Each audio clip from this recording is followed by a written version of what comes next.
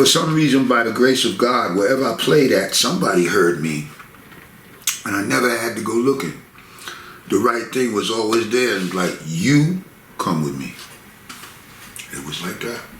So by this time, you know, I'm playing in different bands and stuff, and I didn't know a whole bunch of stuff yet, you know. By this time, I'm learning about clave. By this time, I got a couple songs under me. You know, the basics, Ibarago, Mo Yuba, you know, nothing profound.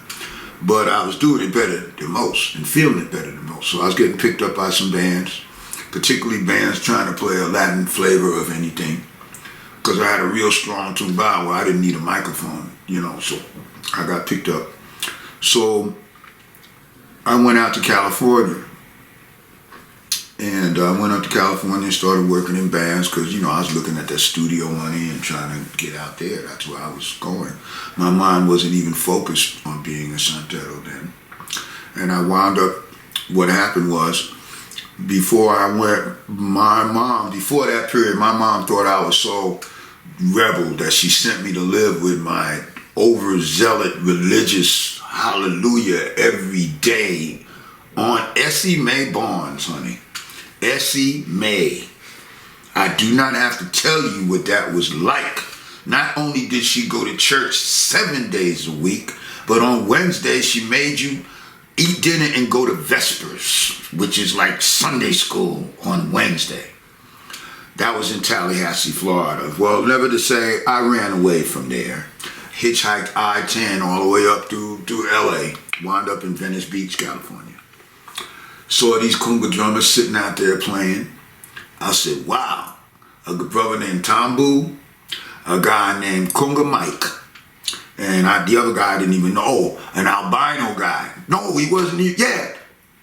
No, white guy with long hair, they called him Robin Hood. Wear big tall boots, hippie kid, they called him Robin. And they would go do like the Puerto Rican flavor of the thing.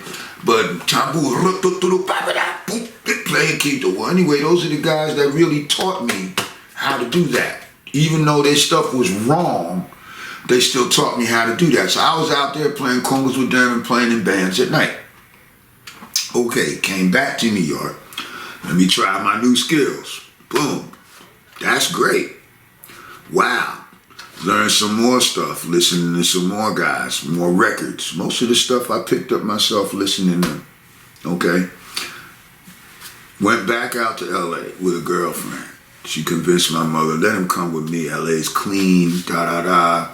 We'll get him together, blah, blah, blah, blah. She was an African dancer, her name was Afua. And I went out there with them and I started working with Chaka Khan and Jennifer Holliday and some other people.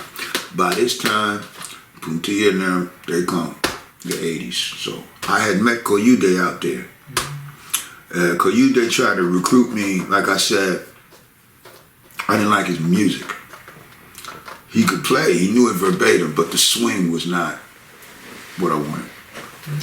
I'd heard Puntilla and I said, that's for me. Because remember, I was a rumbero at heart. If it don't mean a thing if it ain't got that swing, right?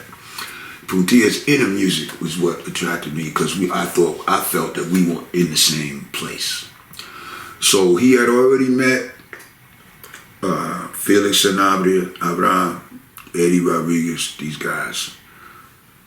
And he asked him, who showed you that on the Bata? Oh, this crazy brother named Skip. He out in L.A. playing with Chaka Khan. And, oh, really? You got a number for him? He says, yeah. They called me on the phone. Puntilla said, come back to New York right now. I need you.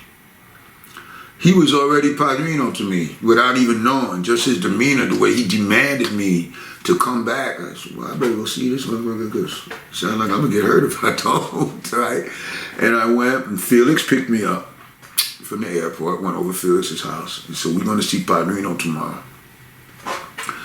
So we went to the apartment in the Bronx where he was, and this little man is sitting in this big elephant, Addams Family type chair. Because I'm expecting to see a regular Joe, like you know, man. Little tiny little piece of man. Little man. Fearless fly glasses on, Teddy Roosevelt mustache, Sapo voice, real raspy. He said, are you a kid? And his English was really bad, And I said, yes, I'm the one they call Skip. He said, you play car, huh? And I said, no, I can feel it, but I don't know it. I don't know it. He said, you very intelligent. You very smart. Because he said, everybody else I talk to say, yeah, I play, don't play shit. Nah, he couldn't say that to me like that, but that's what he meant. That's what I'm telling you, because his English was nothing then.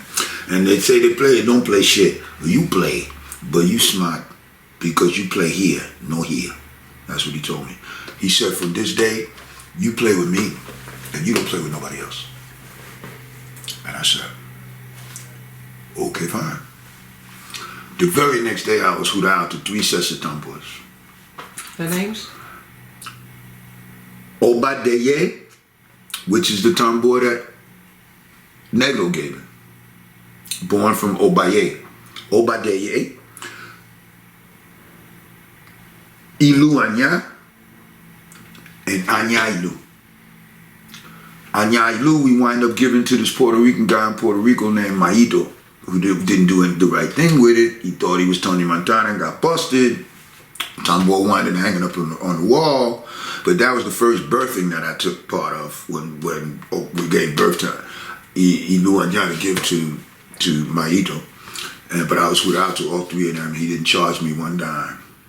But when they hooted out me, they did something that they haven't done since the olden times. And when you pass Ifa, there is they don't do it the same way in Nigeria, but in the Cuban Rama, when you pass Ifa, there's a ceremony called a George, where the whole public looks in and they watch you get beat. Technically, you're getting beat with the switches and the branches from all the herbs that they use in your assignment. You like an Indian going down the gauntlet, and they beat you. And you can always tell, you're blindfolded and everything, you can always tell the guy that jealousy you getting in, because that's that hardest lick that wasn't necessary, right?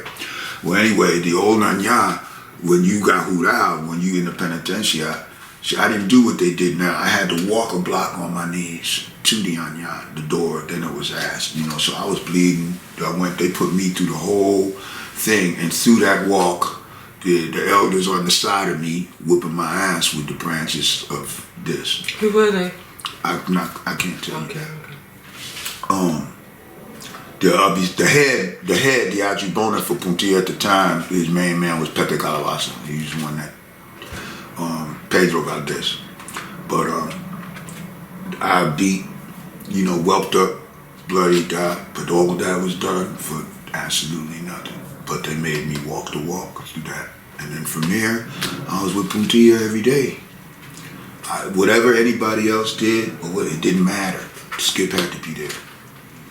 Puntilla put me through more stuff than anybody else, even stuff that was totally unnecessary, but just to see if I would, to see how much I loved it and how much I loved him. And I did it. I told you, my mother would cuss me out thinking that I loved Puntilla more than I loved my own father, which wasn't. I loved them equally 2 different ways. And even the other guys, my Anya brothers, didn't understand the relationship with Puntilla, because they would see all the hardness on him with me, but they wouldn't see the goodness and how much he was giving me when I was with him by myself. They didn't see him open the book to give me certain things. They didn't see that. They would just hear it at the tambor that Sunday, yo. And he was checking to see if I would let anybody know. He said, everything's not for everybody. And he tried to say in his own way in Spanish, don't pass pearls among swine. So you might want to give it to them, but they'll misuse it. They're not worthy of it. Did they put the work in you did? Let them earn it like you. He was the first one, before I even seen Cuba. He said, Anya na for sale. You have to earn Anya, and not for sale. Anybody buy Anya, never play, never complete. It's like their heart, fake and commercial. And I never broke that.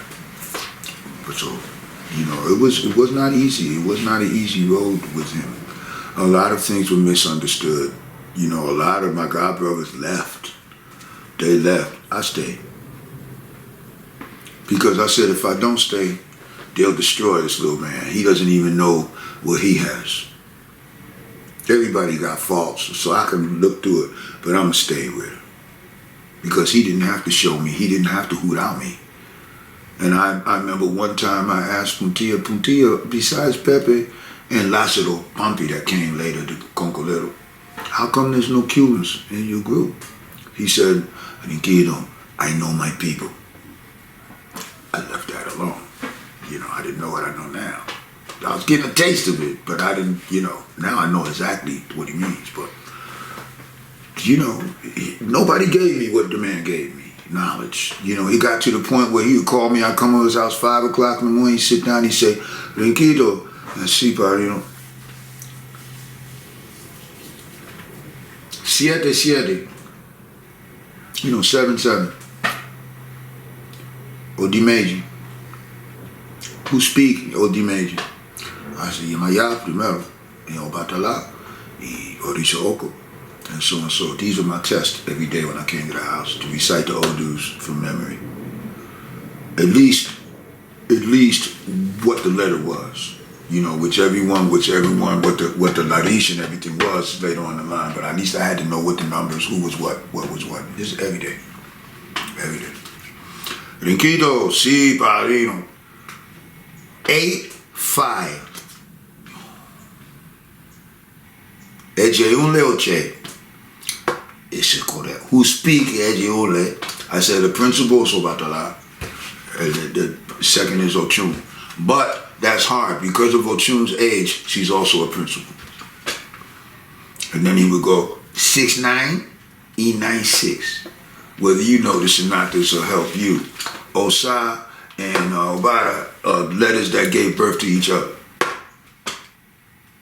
Odus that gave birth to each other.